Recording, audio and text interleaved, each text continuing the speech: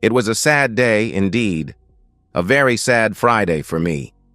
Within a few minutes, I would see if my life had turned into a mess out of my control. The only thing to do for the time being was to wait and see if the expected trouble would really happen. However, I wasn't any poor wimp who would mourn and feel sorry for myself. No, I had never forgotten what my old sergeant once, a long time ago, taught me. That action is the best defense. My only choice was to fight for at least saving my honor, even if many other things went to hell. To my advantage, I received some information yesterday that gave me time enough to be well prepared for the events to come. That was the reason I was sitting in a friend's black Peugeot 307 parked in a discreet corner of the motel parking lot. I was told my wife would be here after lunch, and now it was nervously exciting to see if her red Toyota Yaris would arrive. She came and was followed a few seconds later by her real man in his extender BMW that he parked beside my wife's car. He said a few words to her and walked to the registration office. I left my car and walked to my wife's Toyota, opened the unlocked door on the passenger side, got in, and sat down in the seat. My totally surprised wife screamed, "You Billy!" "What in the hell are you doing here?" I gave her a brown envelope and said, "Not much, only giving divorce papers to my cheating soon-to-be ex-wife. Have a great time being intimate with your noble real man and feel free to stay here forever." She began screaming, "No, no, no, you are totally wrong. It is not what you think. Let me explain why I'm here, and I can promise you, it is not for any cheating. I demand a divorce, and don't give a darn if you are being intimate with that worm that just ran away to get the room key to your love nest. Feel free to be his mistress, and as I said, I don't give a darn." It was obvious that my once-upon-a-time loving wife had expected this afternoon to be a much more romantic event with her obviously horny, noble lover, because she began to cry loudly. Now her so-called real man was coming back waving the room key, and when he saw Rebecca crying and still sitting in her car, he opened the door on her side and asked, "Who the hell is he? And what has he done to you?" While he was saying that, I got out of the car, took up a small plastic bottle from my pocket, and while rushing over to him, I heard her sob, "He is my husband, and he is going to get both of us divorced for doing this." The lover shouted, "I'll beat that stupid idea out of the damn jerk." When the lover turned against me, I aimed at his face and squeezed the bottle containing a mix of water and shampoo, and the resulting water jet against his face and eyes blinded him and had him screaming with anger.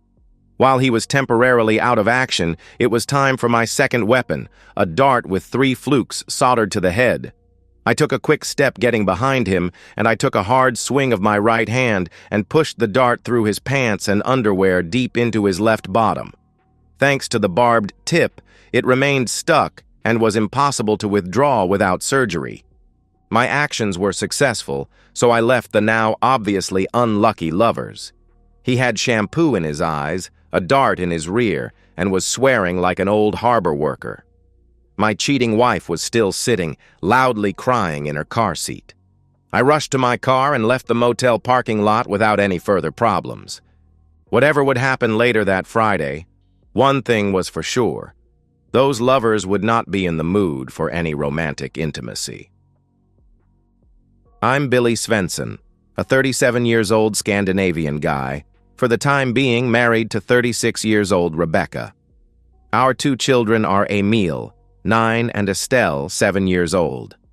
Rebecca and I have been together for 11 years and married during 10 years of that time. We have almost everything couples in our position are dreaming about, so we ought to be very happy, but I regret to say that we are not. In my humble opinion, the main reason for our unhappiness is Rebecca's mother. Though she is not green, doesn't have a tile, and doesn't spit fire, she must still be regarded as a genuinely hostile dragon who has never avoided any chance to be a pain in the rear to me. That began the first time I met her. I was invited for dinner at Rebecca's home. It was more of a cross-examination than a pleasant dinner. After a lot of questions, the dragon said that she didn't like my name because Billy is a Y name, and she didn't like people with Y names. Upper-class families never gave their children such names, as in Billy, Kenny, Ronnie, Molly, Nellie, Cindy, etc. Thanks for that, I thought. I was surprised when both Rebecca and her obviously spineless wimp of a father remained silent while I was humiliated by the dragon. She continued by saying that Svensson is a typical farmhand name from the days when a son got his father's first name together with son as his last name. Then she went on by saying that she had expected something better for Rebecca since her other daughter, Natalie, was going to marry a fine man from a noble family. I had heard enough, stood up and said, "Isn't that guy's father a child born out of wedlock in some distant branch of that family? And what is he? An unemployed parasite on the social welfare system?" Before somebody replied, I continued, "I need some fresh air. Are you coming with me, Rebecca?" To my great surprise, Rebecca came with me, and we left what I regarded as a dragon's nest. I knew Natalie's boyfriend Alexander from my school days and wasn't surprised that he, with his conning skills, had gotten Rebecca's weird mother to regard him as a God's gift to Natalie. That was not my business, and why should I care? Of course, I wasn't invited to Natalie and Alexander's big wedding and didn't care a bit about that either. What I cared about was Rebecca's and my relationship, and that grew better and better until it went too well, resulting in her accidental pregnancy. That got her dragon mother almost spitting fire when she rang me and shouted her opinions about the kind of lowlife I really was in hers and other decent people's opinions, and that any kind of wedding at her expense would be out of the question. The Los Cristianos Scandinavian Church on the Spanish Canary Island, Tenerife, is a very popular place for small-scale weddings, so Rebecca and I went there with our best friend and got married. Both Rebecca and I found fine jobs in a town 210 kilometers away from our hometown, so I had minimal contact with her mother, who spent all her efforts and a lot of money on Natalie and Alexander.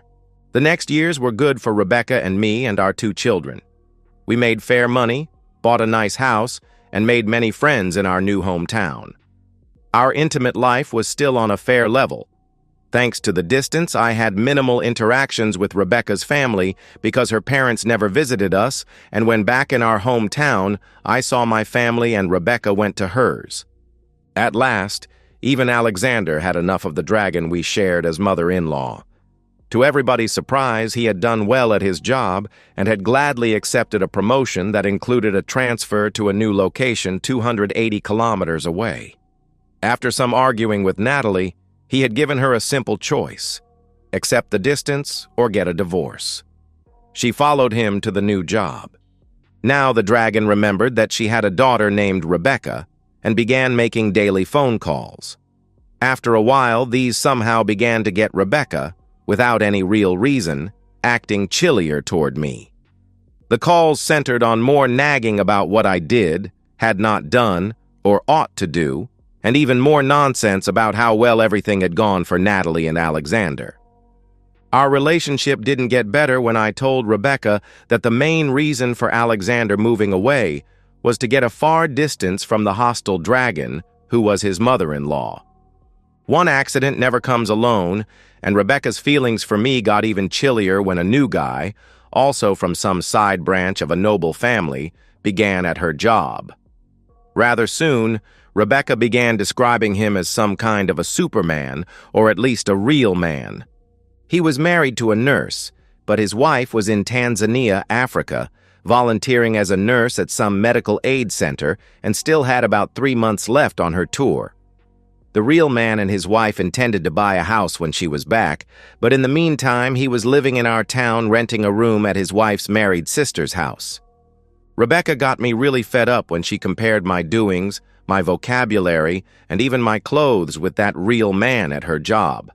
There's no need to say who the winner ended up being in those comparisons. Though Rebecca and I still had intimacy, my attempts were often met with comments such as, "Now again?" and "Don't you ever get enough?" If it hadn't been for our children and for Rebecca's many good sides, I would have dumped her a long time ago. But she was obviously faithful, a good mother, keen with cooking, kept herself in nice shape, and we worked well together keeping the house clean and a nice garden. If she had not started her nagging and all her other sour comments to me, she would still have been my dream wife. Of course, I wasn't a wimp who took all her nonsense without telling her my opinion, too. That increased our problems, just like one evening after our children were sleeping. Rebecca said, "I really wish you could be more like my coworker. If you are in love with that conning weakling, why don't you file for divorce and be free to be his mistress? But as long as we are married, I will never accept any cheating. Be intimate with that jerk behind my back and be sure that I will teach him that though you may act as a cheap mistress, your services will have a high price tag." Rebecca began screaming hysterically. "You simple jerk! What in the hell did you just say about me? How dare you call me a mistress? Be sure that you will pay for that." "Isn't it better that your customers have to pay?" I shouted back. Before she could make a nasty reply, 2 scared and crying children came to us, and I began doing my best to calm them down. 2 very chilly weeks followed after her outburst. The first weekend, she and our children went to see her parents, and then the next weekend when Natalie and Alexander came to see us. Rebecca played the good wife and was nice to me until our guests left on Sunday morning. When we waved goodbye to them, she said, "Don't be stupid enough to expect any favors from me." The next Thursday, the trouble hit the fan when one of Rebecca's female co-workers called me at my job and after a short introduction went straight to the problem. She said, "We have a new, very charming guy here at work, and there are 3 female co-workers who have been competing to seduce him, your wife, me, and one more single girl. Although we begged your wife to skip this, since she's already married to a good man, she refused to listen to us.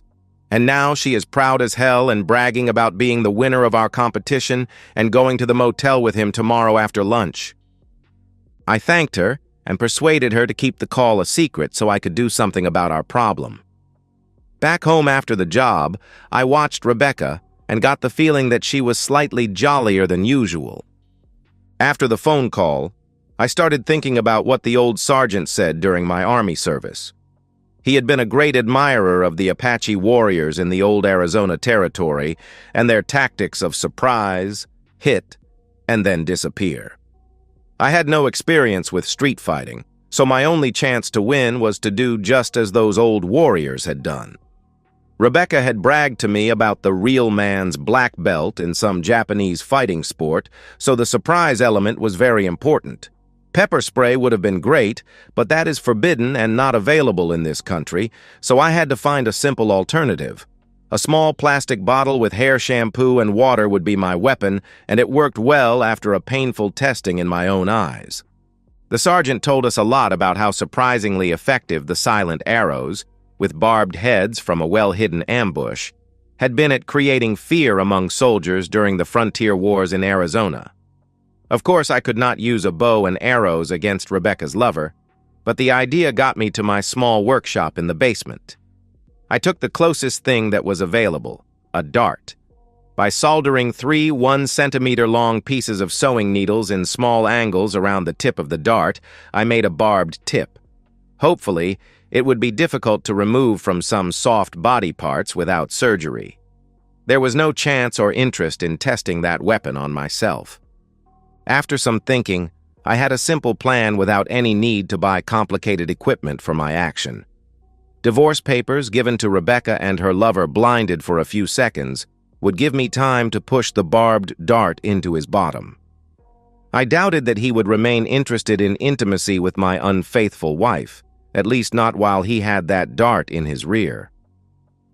The next morning, Rebecca dressed in a rather beautiful dress, but I pretended not to see anything strange with that and avoided all comments. Both of us acted as usual for a Friday morning. At my job, I exchanged cars for the day with my fellow worker and good friend Eric. We did that often when he needed my Volvo V70 instead of his own smaller Peugeot 307. During the morning, I went to the courthouse for the divorce forms and filled one out at my office. After some searching, I succeeded in connecting to the main office of the aid organization in Tanzania and got the email address for Rebecca's lover's wife there. Then I took off at lunchtime and went to Rebecca's job and found that both she and Loverboy's car were still in the parking lot. Obviously, they had lunch at the nearby restaurant before going to the motel, so I bought a couple of hot dogs and went to the motel to wait for them. As you already know, the lovers came to the motel and my actions went just as planned. So my time in the army hadn't been totally wasted, and I felt grateful to the old sergeant there. At 3:30, my home phone rang, and the same female voice that told me yesterday about Rebecca going to the motel asked me, "Did you go to the motel today and did you see what you expected to see?" "Thanks for calling. Yes, I went there, but your coworkers weren't happy to see me. I tried to cheer up my wife with some divorce papers, but that gift didn't make her happier. The man threatened to hit me, so I had to defend myself and he got some damage to his bottom. I presume my wife must have taken him to the hospital. It was not much of a romantic date, at least not in my opinion," I told her. "Is that really true?" "Oh, yes, it is. I have no reason lie to you. My wife isn't home yet, but feel free to call her cell phone and ask her. Of course, I can't guarantee that she will tell you the whole truth," I said. Then she, whoever she was, thanked me and asked for Rebecca's cell phone number, which I gave her. I knew they'd have a nice chat, and that's exactly what I wanted. After our conversation, I immediately got to work on my revenge plan. I had already sent an email to the real man's wife in Africa, giving her all the details of what had happened. But I decided to take it a step further. First, I called my lawyer and had him draw up a post-nuptial agreement. This document stated that in case of divorce, Rebecca would receive substantially less than half of our assets due to her infidelity. I knew she would never sign it, but it wasn't meant to be signed. It was meant to scare her. Then I called a private investigator I knew from my old army days. For a reasonable fee, he agreed to gather some information about Rebecca's lover, including his financial situation, his work history, and any skeletons in his closet. Rebecca finally came home around 4 o'clock, and it was obvious she wasn't happy. She glared at me and said, "We have to talk and do it now at once." "No problem for me. You and your lover boy got what you wanted, and you had to have been totally insane if you expected me to be a poor wimp taking the humiliation you and your so-called real man intended to give me." "No way, Rebecca. I'll never take such nonsense without fighting for my pride," I replied. "Though he had not done you any harm, you hurt him so badly that I had to take him to the emergency room at the hospital. Be sure you will have to pay for that." I told her, "Actually, we are 4 adults and 2 children sharing the bill for what you and that creep did. You can't be serious if you think that the poor nurse in Africa is happy after she received my email with the information about you and her husband. Now she knows what a shameless, cheating creep she married and trusted." She shouted, "Did you really do such a nasty thing to his innocent wife?" Even threatening me with divorce was a very nasty thing to do. "I haven't threatened you with anything. Just sign the divorce papers and you'll get fair terms to be a free woman in 6 months. Refusing to sign and going to a lawyer will cost you a lot, and you will still end up with the same terms in the end," I told her. Now she understood that I was serious and began sobbing. "Oh my God, are you really serious? Please listen to me for heaven's sake. I haven't done anything wrong." "Yes, you have. By joining your imbecilic mother's vendetta against me without any real reason, only because I don't have an upper-class name, you let her persuade you to be a nagging nuisance to me. You are in love with a co-worker that you regard as my superior in all matters, based on what you have always told me. Then I found out that you have been competing with 2 single co-workers to get a date with this so-called real man. When you won that stupid game, you left the job early today, driving to a motel to collect your prize, and that meant cheating on me by being intimate with a married man.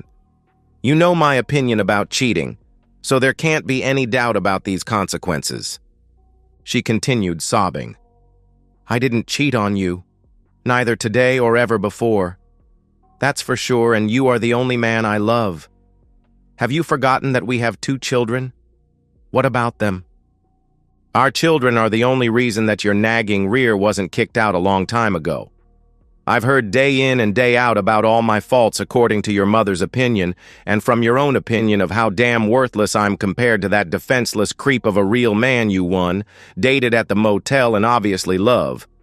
I'm humiliated by your cheating attempt and fed up with all the other nonsense you are always throwing at me. Rebecca continued to plead and cry, but I wasn't having any of it. I went to the kitchen, poured myself a drink, and left her to stew in her own misery. That night, I slept in the guest room, knowing this was just the beginning of my plan. The next morning, I got up early and was making coffee when Rebecca appeared, her eyes red from crying all night. "Billy, please. We need to talk about this. I swear nothing happened at that motel. We never even got inside the room." "That's only because I happened to arrive at the right time," I replied coldly. "The intent was there, Rebecca. You were ready to throw away 10 years of marriage for that pompous jerk." "It wasn't like that," she protested. "Save it," I said, handing her an envelope. "Here's what's going to happen. I've already filed the divorce papers, but there's something else you should know." She opened the envelope with trembling hands and found printouts of emails between her and her real man, along with screenshots of text messages. Her face went pale. "How did you get these?" she whispered. "That's not important. What's important is that I have them, and copies have been sent to your workplace HR department, your mother, your sister, and all our mutual friends." This wasn't entirely true. I had the messages thanks to my PI friend, but I hadn't sent them to anyone yet. The threat was enough. "You wouldn't," she gasped. "I already have," I lied. "And there's more. Your real man isn't so real after all. My investigator found some interesting things about him that I'm sure his wife would love to know." Rebecca collapsed into a chair, her face in her hands. "Why are you doing this?" "Because you humiliated me. You compared me to him for months. You belittled me in front of our friends. You let your mother poison our marriage. And then you planned to cheat on me with that pretentious jerk. Did you really think I would just roll over and take it?" 2 days later, Rebecca's real man showed up at our door. He had a bandage visible under his pants where the dart had been surgically removed, and he looked terrible. "You son of a gun," he growled when I answered the door. "My wife is flying back from Tanzania because of your email. My career is ruined because everyone at work is gossiping about us." "That's not my problem," I said calmly. "You should have thought about the consequences before you tried to sleep with my wife." "I'll kill you for this," he threatened, stepping forward. I smiled and held up my phone. "I'm recording this conversation. Would you like to threaten me again? On record? Or would you prefer I call the police and tell them about the incident at the motel where you threatened to beat me?" He backed down immediately, his face contorted with fury and humiliation. "This isn't over," he muttered as he limped back to his car. But it was over for him. My private investigator friend had discovered that he had falsified some credentials on his resume. An anonymous tip to his company's HR department ensured that he would soon be unemployed as well as divorced. As for Rebecca, she became desperate when she realized the full extent of my revenge. Her workplace became unbearable as rumors spread. Her precious reputation among her high society friends was in tatters. And her mother, the dragon, was beside herself with rage, not at me, but at Rebecca for bringing such shame on the family. A week after the motel incident, Rebecca's boss called her into his office and suggested she take a leave of absence until the situation blew over. That night, she came home in tears, begging me to call off my campaign against her. "Please, Billy, you've made your point. I was wrong, so terribly wrong. But think of the children. They don't deserve this." She was right about the children. They were the innocent victims in all this. So I agreed to a truce, with conditions. "I'll stop the public humiliation on one condition," I told her. "You call your mother right now, on speakerphone, and tell her exactly what happened and how her constant interference in our marriage contributed to this disaster." Rebecca hesitated, then nodded. The call went exactly as I expected. The dragon breathed fire, but for once, it wasn't directed at me. Rebecca hung up in tears, having been told she was a disappointment to the family name. "Are you satisfied now?" she asked bitterly. "Almost," I replied. "Pack your things. You're moving out tonight. I'm keeping the house in primary custody of the children. You can see them on weekends, provided you're not bringing your mother or any new boyfriends around." "You can't do that," she protested. "I can and I will. My lawyer has evidence of your attempted infidelity, your emotional abuse, and your unfitness as a parent due to your priority of pursuing an affair over the stability of your children's home life. Sign the papers I've prepared, or we can let a judge decide after I present all the evidence." It was a bluff, but she didn't know that. Defeated and broken, Rebecca signed the papers my lawyer had prepared, giving me extremely favorable terms in the divorce. That night, she moved out to stay with a friend. I told the children that Mommy needed some time away, but they would see her soon. It broke my heart to see them confused and sad, but I knew in the long run, this was better than living in a house filled with resentment and betrayal. 3 months later, the divorce was finalized. Rebecca had found a new job in another town, closer to her sister Natalie but far from her dragon mother, who had disowned her after the scandal. Her real man had moved back to his hometown in disgrace, and his marriage also ended. His wife had written to thank me for exposing them both. As for me, I kept the house and built a new life with my children. It wasn't easy being a single father, but it was better than living with someone who didn't respect me. The children adjusted better than I expected, especially when they saw that their mother was actually more attentive during her weekend visits than she had been when living with us full-time. One evening, as I sat on the porch watching Emile and Estelle play in the yard, my phone rang. It was Rebecca. "I just wanted to say that I'm sorry," she said quietly. "Not just for what happened at the motel, but for everything before that. For letting my mother influence me, for comparing you to him, for not appreciating what I had." "It's too late for that," I replied, not unkindly. "I know," she said, "but I thought you should know that I've realized something. You were the real man all along. It just took losing you to see it."